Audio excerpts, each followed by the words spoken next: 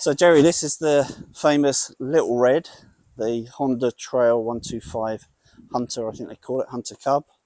And I know you've had it a while now, just come back from a great trip in Texas and New Mexico on the GSA. But you're very fond of this bike. Tell us. It's great. Tell us It's great a bit around about town. it. I just was at the grocery store picking up some stuff, and it does everything around town. I've taken it on longer trips, 600 miles up to, he's got a little video on that, up to Little Switzerland from Atlanta. It's not fast, but it's different, you know.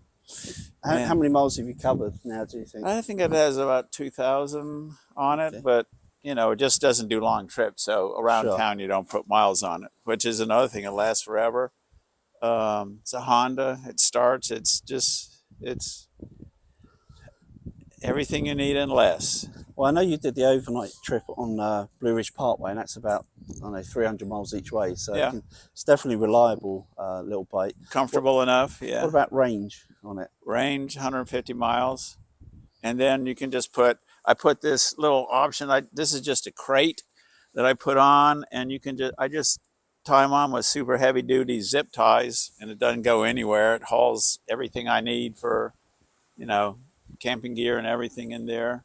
Put on some little bars, and up in front, put on my little gun case here. I mean, not a gun case, but it'll take the drone in here, and And you can strap stuff to this as well. yeah, I can do that, but yeah, I haven't done any.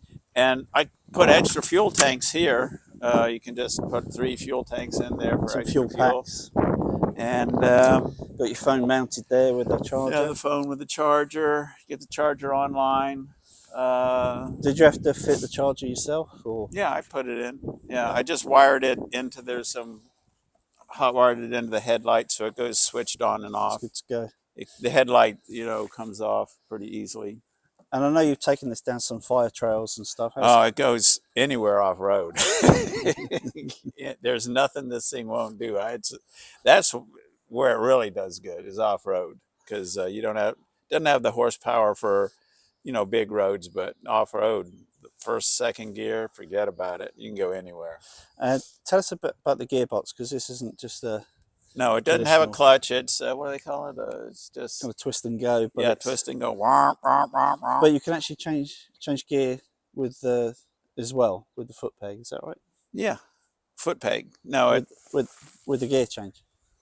Yeah, it's not just automatic. Yeah, it's not. You have to use the shifter, and it's got this little heel shifter, but I never even use it. I just use the pedal. So you change gear with your foot, but no clutch. So right. It's like a recluse no clutch. Yeah. And how many gears? 4. Okay. You're always trying to shift into 5th and 6th, but they're not there.